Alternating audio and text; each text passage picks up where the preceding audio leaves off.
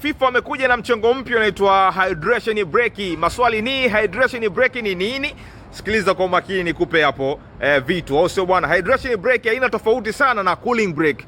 Watu ambao walikuwa wanajua cooling break ni nini, ilikuwa ina mchezo unasimama afu wachezaji wanatoka nje kwa ajili ya kwenda kupoza koo na kunywa maji alafu wanarudi uwanjani. Sasa hydration break haina tofauti mkubwa na hiyo, lakini sasa hivi imekuwa official kwa ajili ya michuano ya kombe la dunia. Katika kipindi cha kwanza kutakuwa na mapumziko ya dakika 3 ambapo wachezaji watatoka nje ya uwanja, watakunywa maji na kupoza koo kwa ajili ya kutuliza pressure ya mchezo, lakini pia joto ambalo litakuwa likikabili katika mchezo huo.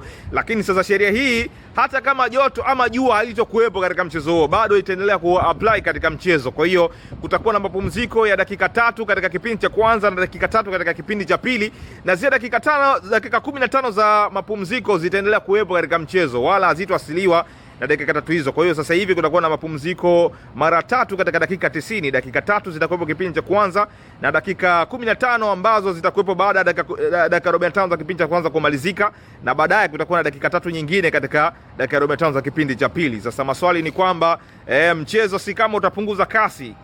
Ndio watu wanauliza hivyo. Sasa mnaonaje wadau kwamba hii sheria wachezaji kupumzika na dakika 3 nyingine za wachezaji kupumzika kipindi cha pili, kwako wewe unachukulia kwamba zitapunguza intensity ya mchezo ama vipi? Lakini wanaokwenda kunufaika zaidi ni wale ambao wataonyesha michezo hii katika TV station, kutokana wataruhusiwa kufanya matangazo ya kupromote bidhaa mbalimbali, kwa hiyo itaongezea kipato.